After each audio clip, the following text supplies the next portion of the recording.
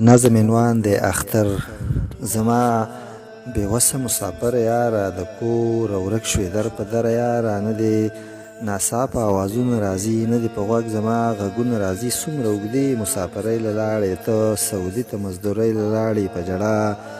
ما ته ماشومان پاتې شو، ډېر زیات خفه او په خفګان پاتې شو. د زړه مو یو ساعت وتلی نه یې، یوه ذره مونږه هېر کړی نه یې. ابۍ دادا هم اکثر تا یادوي، اکثر د خدایګو په ژړا یادوي. بچي دې هم رانه غوښتنه کوي ګرانه، ستا هر وخت یې پوښتنه کوي. ما ته اکثر وایي چې پلار چېرته دی، تا ویل را به شي د ښار چېرته دی.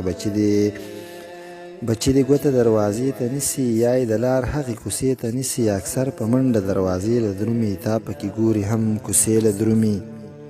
په ژړاګانو اموخته یم ګرانه، والله د حد بهر خفه یم ګرانه. دا ځل په ډېرو خفګانونو راغی، اختر زمونږ په سرونو راغی. زه په سحر او مازدیګر څه کوم، بغیر له تا نه په اختر څه کوم. په اور دې وسوځي جامې سړیه، په اور دې وسوځي پیسې سړیه.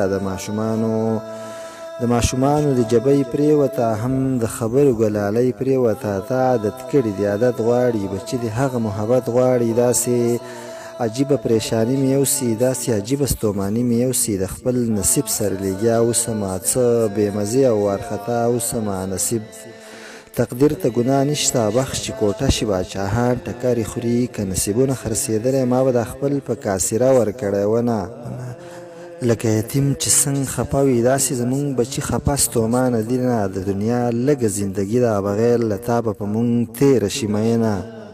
لاس بیا د خپل الله په در پورته کړم، سترګې او مخ او ورته سر پورته کړم. د خولې مې چغې او سورې لاړې شي، خدایږو د سترګو مې چپې لاړې شي. څه په سلګو دعا وکړمه، تا ته د زړه نه په بیا وکړمه. چې خدای ته یې مددګار شې ربه، ته یې په هره لار په کار شې ربه. هم یې د بل د محتاجۍ وساتې، هم یې د ګدې مسافرۍ وساتې. امیر سالار اکثر تا اورمه، امیر سالار اکثر تا اورمه. ستاسو شعرونه په بیا اورمه، او ستاسو شعرونه په بیا اورمه. ستاسو شعرونه په بیا اورمه.